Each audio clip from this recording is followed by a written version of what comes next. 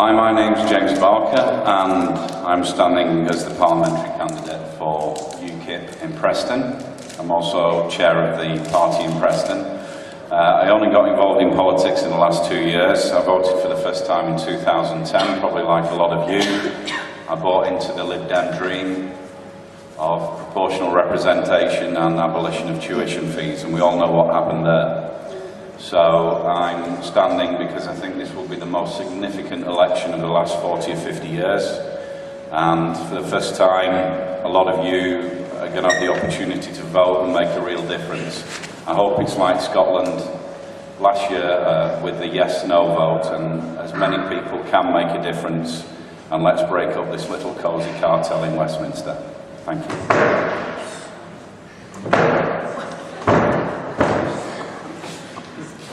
Okay, thank you for that. What do you do for students at UCLAN? Read my lips, no tuition fees. It's very clear on the STEM subjects there will be no tuition fees whatsoever. So which students is that going to apply to in this room?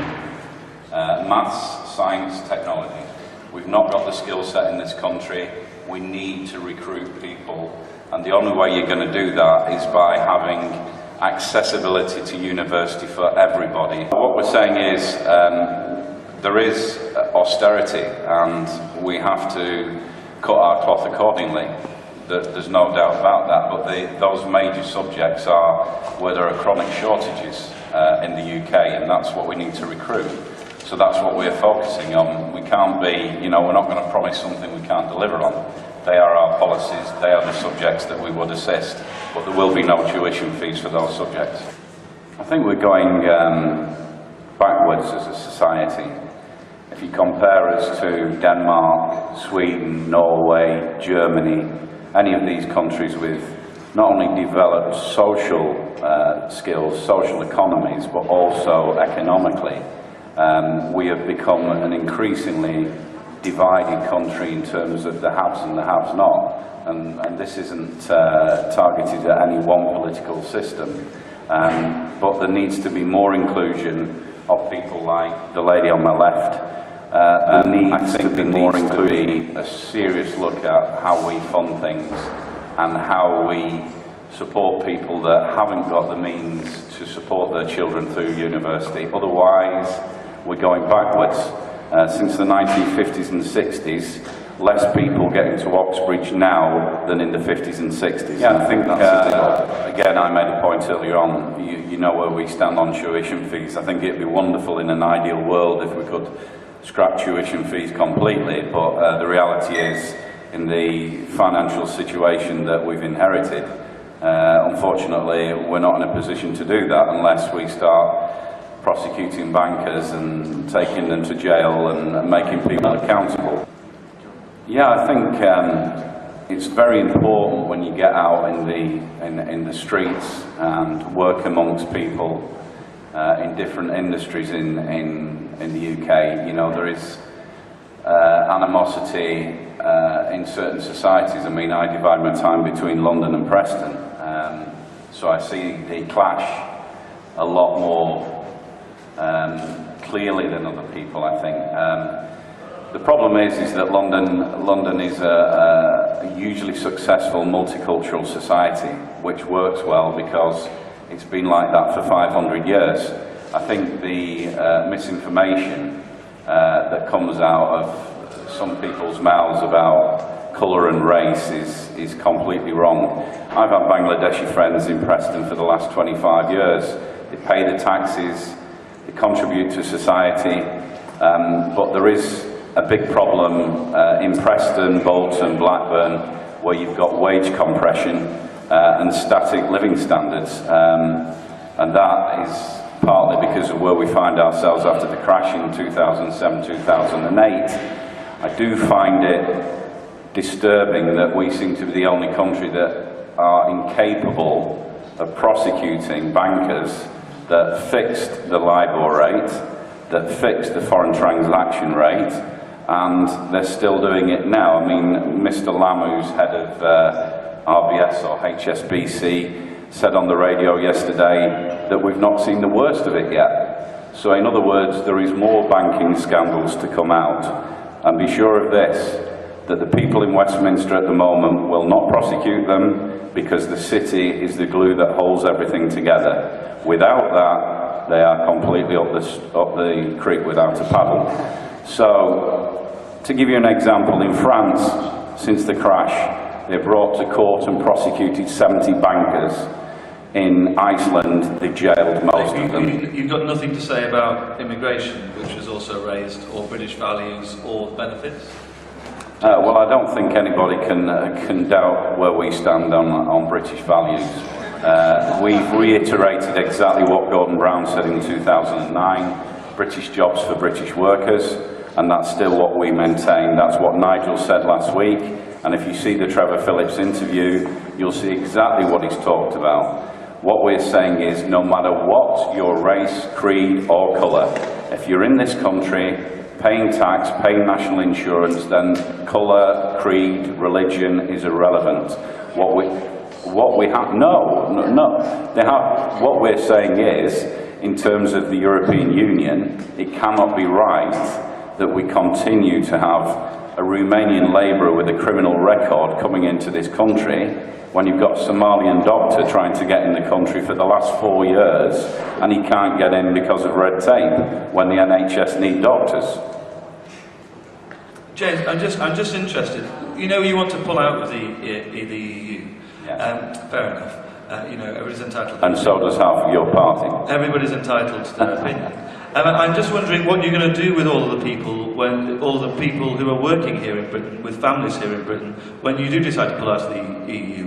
Would they be deported back to their home countries, or would their children, or just half their children, depending on whether they were their mum's or their dad's favourite? Well, that's the Comedy Act. That's the Comedy Act. No, I mean, no, James, it's not comedy. There are hundreds of thousands of people who will be affected by this policy. Do you have an answer to the question? There is no such thing that we have said. What we have said in terms of migration from the EU, we want controlled, quality migration into the UK. What about the people who are here, James? There's no problem with the people that are here. Yeah, I think whatsoever. Having travelled and continue to travel throughout Europe, France and Italy and Spain and Greece in particular, I think the problem is with this social economic experiment, which has been the EU, is that an awful lot of individual identity has been lost with a lot of these people.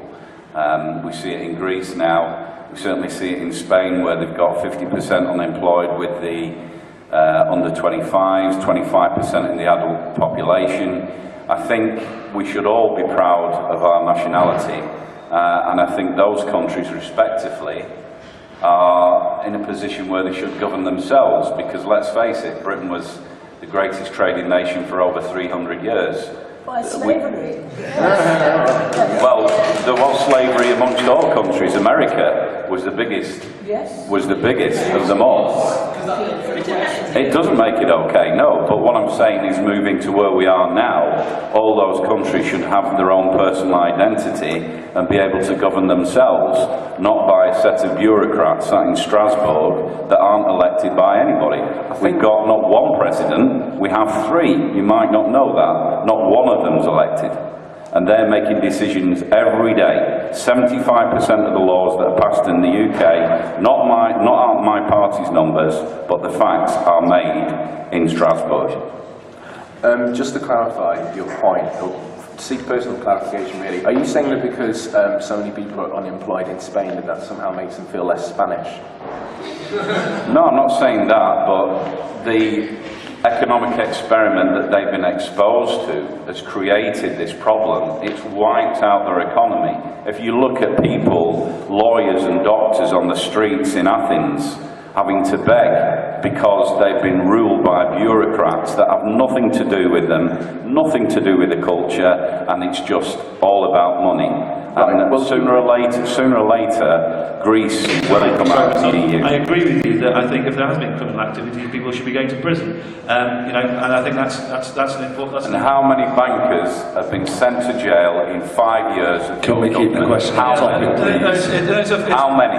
Just a simple Can yes or no. Can How we many? keep the topic? I know you'd really like political justice in this country with UKIP, where, you know, people's decision, you know, who's guilty. Answer the question. How many?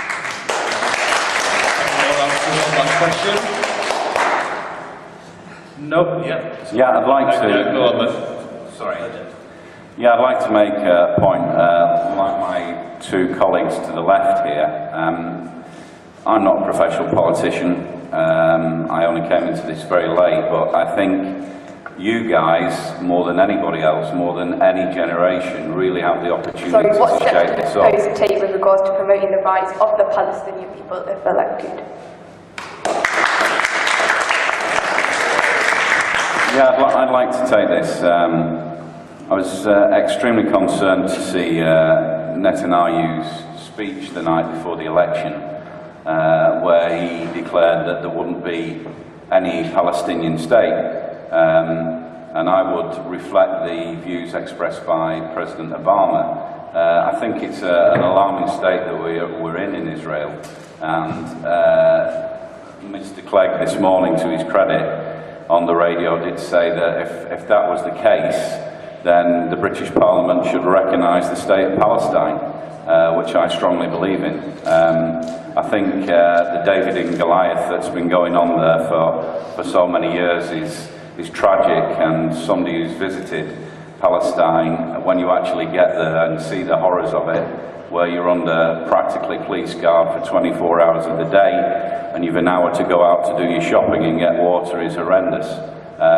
So I would sympathise with the Palestinians, though. I think this is from the situation we find ourselves in now. I think 18 months ago, 24 months ago, I would have pretty much gone along the lines where we need to reduce our nuclear commitment, Trident. The problem we've got is the elephant in the room at the moment, which is Mr. Putin. And while he cavorts around Europe like an old Russian Tsar, I think we do have a legitimate reason to keep nuclear weapons to a certain extent. And we've still got the problem with North Korea. You know, in an ideal world, we won't have nuclear deterrent. But what it has done is it's kept us in a situation where we've not had a world war since 1945. So my position would be we need to keep it for the time being. Yeah, I think in terms of restoration to more accountability, democracy, normal working people from all different backgrounds, I think that's what you get with UKIP. You know, there's a lot of misinformation out there, but we're fighting a big media machine at the end of the day. If you vote for UKIP, you get somebody that works very hard for his constituency, who's lived and worked amongst the people and continues to do so. So, you know, at the end of the day, if you want a professional politician, I ain't one of them. But somebody that's going to represent the views of normal people, whatever the background, then I'm your man. Thanks. Okay, thank you very much to the audience for participating and for the candidates. If we could just give a round of applause. Just a quick reminder for all you students out there who haven't yet registered to vote, Matt is over there with 2 tablets and registering students.